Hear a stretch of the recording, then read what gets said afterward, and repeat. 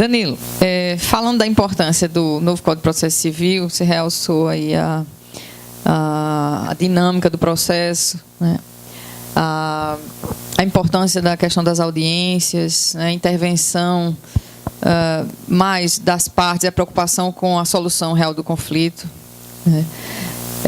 E aí nós vimos lá no artigo 3º já fala da responsabilidade dos operadores do direito quanto a promover, estimular a autocomposição.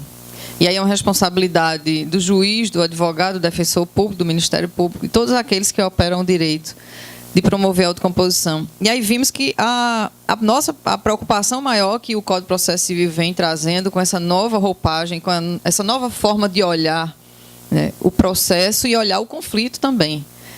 Porque a gente percebe que não é só desafogar o judiciário e resolver o problema de 100 milhões de processos congestionados no judiciário brasileiro, mas é uma preocupação de efetivamente resolver as questões, né, que são trazidas pelas partes. Eu percebo que é uma consciência maior do operador e do próprio Estado dizendo: nós já chegamos à conclusão, nós já estamos convencidos, o processo não resolve o conflito. Não é verdade?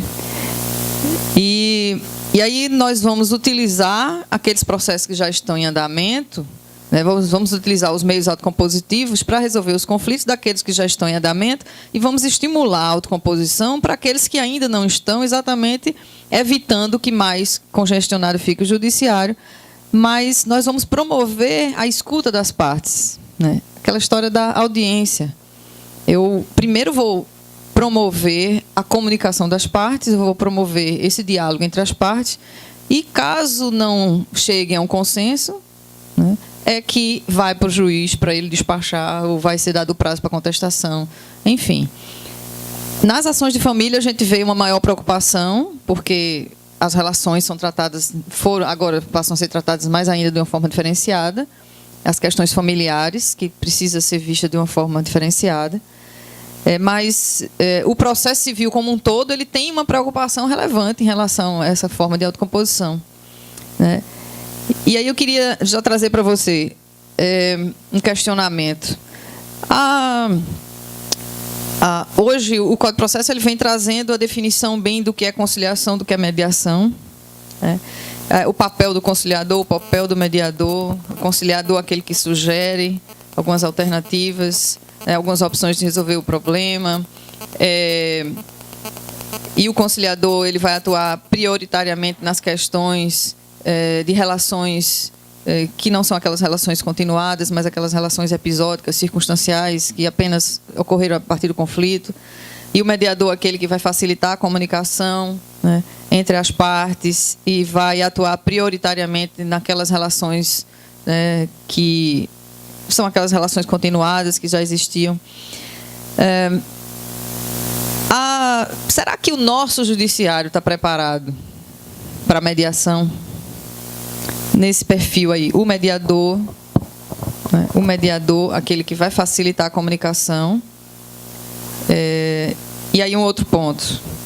Será que, com esse novo formato, né, dos centros de mediação, porque, segundo o Código de Processo, nós temos os centros de mediação e conciliação, que são obrigatórios, a partir da Resolução 125 de 2010, né, mediação já é uma política pública, é uma obrigação de todos os tribunais de terem implantados esses centros.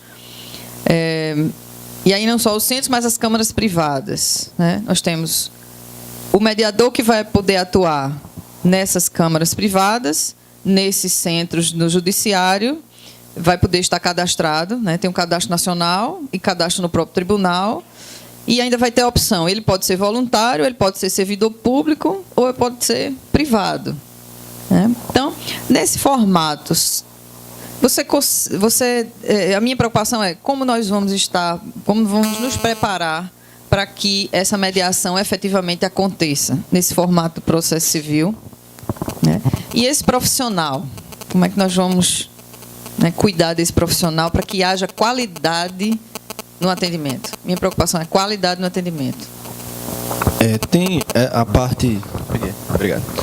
A parte em relação à questão da... Eu estava discutindo isso com um professor lá da faculdade, principalmente essa parte aqui que já se torna obrigatória, né, a criação desses centros judiciários. Aí ele disse, em Recife, tudo bem, você tem uma central e para demanda que se estima, a central vai ter certamente que ser completamente reformulada. Estou pensando aqui na quantidade de audiências que vai... Porque hoje é só... se enviam demandas facultativas. O juiz ele envia, se quiser, para central. Mas agora não, ele vai ser obrigado. Em Recife você pode ainda pensar em sanar, mas em Afrânio, por exemplo, aquela última comarca lá, como é que vai ser a conciliação? Como é que você... Nada contra Afrânio, não.